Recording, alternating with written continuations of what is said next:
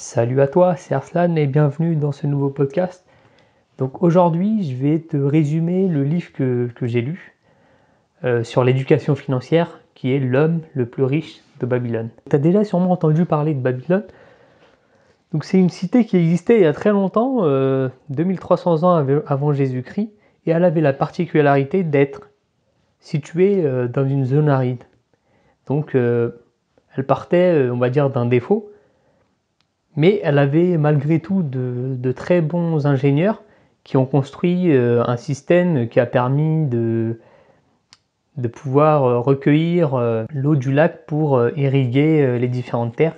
Donc comme ça, ils ont pu développer le commerce, l'agriculture, etc. Et c'était l'une des cités les plus riches de leur époque. Babylone était certes une cité très riche, mais les richesses étaient quand même très disparates. Donc le roi a constaté ces disparités dans la richesse, et à cet effet, il va convoquer notre ami Arcade. Donc Arcade, c'est le personnage principal du livre. C'est un ancien bibliothécaire qui est devenu donc l'homme le plus riche de Babylone. Donc le roi demande finalement à Arcade, l'homme le plus riche de Babylone, de transmettre ses connaissances. Donc Arcade va énoncer les principes de l'enrichissement au nombre de 7. On commence par le premier principe. Donc le premier principe, c'est commencer par garnir votre bourse en épargnant 1/10 de son salaire. Donc là, on en revient à la fameuse maxime qui est très connue dans le domaine de l'éducation financière, qui est de se payer en premier, de pouvoir mettre de côté dès le versement de votre salaire. Alors ça, c'est pas très dur à appliquer. Tout ce que vous avez à faire, c'est mettre en place un virement automatique lorsque votre salaire tombe. Comme ça, vous savez que vous allez épargner toujours une somme fixe qui sera donc au minimum d'1/10 de votre salaire, et qui va donc vous permettre d'accumuler petit à petit une épargne qui sera de plus en plus conséquente. Ensuite, on verra ce qu'on va faire de cette épargne.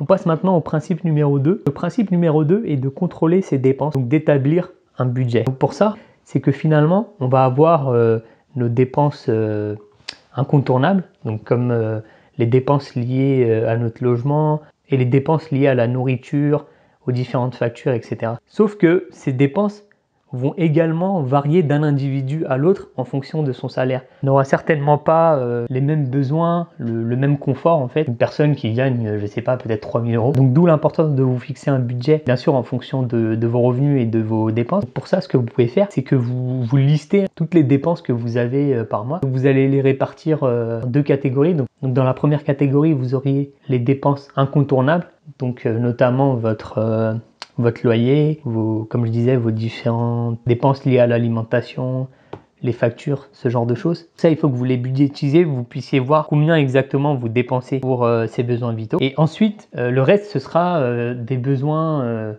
on va dire, de loisirs ou autres. Donc c'est quelque chose qui n'est pas vital.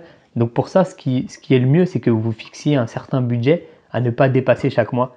Comme ça vous évitera de dépenser plus que nécessaire et de pouvoir apprendre à gérer mieux votre argent. Après, il ne s'agit pas non plus de vivre comme un moine et de se priver, mais c'est juste de pouvoir mieux contrôler vos dépenses et de voir mieux là où vous dépensez le plus. Peut-être qu'avant, vous ne faisiez pas de budget, vous ne pouviez pas voir quel poste vous pompe le plus au niveau budgétaire, alors que là, vous aurez une vision claire, ça va vous permettre d'optimiser, voire de supprimer peut-être quelques dépenses qui sont inutiles au final. On passe maintenant au principe numéro 3, qui est de faire fructifier son or. Donc ce qu'il entend Arcade par faire fructifier son or, c'est le placer. Donc ça, pour le placement, vous avez différentes solutions. Vous pourrez le placer par exemple dans des opérations immobilières. Donc, vous pouvez investir en bourse. Vous pouvez aussi investir dans d'autres placements. Donc là, vous avez vraiment le choix. Il faut juste bien que vous vous formiez sur quoi vous allez investir. Moi, en tout cas, ce que je recommande, ce serait d'investir dans la bourse parce que c'est passif et aussi il y a des stratégies d'investissement, notamment l'investissement dans les trackers, qui sera donc très passif et va vous demander très peu de gestion. Enfin, on passe maintenant au principe numéro 4, qui est de protéger son or contre la perte. Donc là, il va s'agir de faire des placements sécurisés et de prendre conseil auprès des sages, comme dirait Arcade. Avant de placer votre argent, il faut que vous puissiez vous sécuriser. Donc par exemple, si vous prêtez de l'argent, il faut que vous puissiez avoir une garantie. Imaginons que vous louiez votre appartement, donc là il faudra bien étudier les dossiers des locataires, etc. Et aussi quand vous avez n'importe quel souhait de placement, il faut mieux consulter les gens qui l'ont déjà fait. Donc imaginons que vous avez un objectif par exemple d'investir dans l'immobilier. Avant de le faire, il vaut mieux que vous consultiez et que vous preniez conseil auprès des gens qui ont déjà investi, donc qui ont déjà atteint ce but-là, qui sauront mieux vous conseiller que des gens par exemple qui n'ont jamais investi mais qui se permettent de donner des conseils. Donc ça, ce sera utile pour vous parce que ça vous permettra donc de sécuriser votre argent. Alors on passe au principe numéro 5 qui est de faire de votre propriété un investissement rentable. Je ne suis pas forcément d'accord parce que imaginons que vous soyez dans une grande ville comme Paris, donc c'est mon cas, et moi je sais que si j'achète un appartement à Paris, je vais payer le crédit très cher, les mensualités de crédit seront extrêmement chères par rapport à ce que je peux avoir si je loue un appartement. Pour avoir la même chose à l'achat, il faudrait que je débourse beaucoup plus. Donc rapport conséquence que j'ai une dette assez importante auprès de la banque et qui va donc me freiner pour les prochains investissements. Maintenant, imaginons que vous soyez dans une ville où le loyer est beaucoup plus cher que ce que vous auriez payé en crédit. Là, je vous conseille d'opter pour l'achat. Mais pour la majorité des cas, on va dire qu'aujourd'hui, acheter sa résidence principale quand on a comme souhait d'investir, c'est pas forcément la bonne idée. Après, peut-être que je sais pas, à l'époque de Babylone ou même dans d'autres secteurs aujourd'hui, cette règle elle est valable, mais pour nous, en tant qu'investisseurs rentables qui voulons faire grossir notre patrimoine, je trouve que c'est pas adapté. Et enfin, le point numéro 6, c'est de s'assurer un revenu pour l'avenir. Donc en optant toutes ces stratégies, de mettre de côté, de faire fructifier son argent, de sécuriser son placement, ça va vous permettre à terme d'avoir l'esprit tranquille. Donc imaginons que demain, il y a un problème avec votre travail, ou il y a une crise, ou un autre problème, imaginons que vous ayez un souci de santé. C'est important d'avoir de côté pour vous permettre de subvenir à ces besoins. Donc n'écoutez pas ceux qui vous disent oui, mais on vivra qu'une fois, on vit au jour le jour.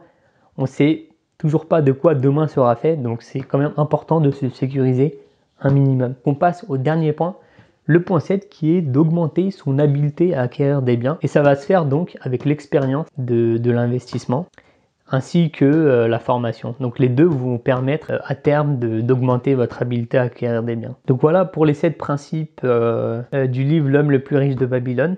Alors il y a également une autre notion qui a été évoquée dans le livre, c'est le facteur chance. Donc lors des formations qui étaient données par Arcade auprès du peuple, donc il y en a plusieurs qui ont soulevé la question du facteur chance dans l'enrichissement. Et là la conclusion a été que oui, le facteur chance existe, mais celui qui va agir, il aura plus de chances de parvenir à son résultat.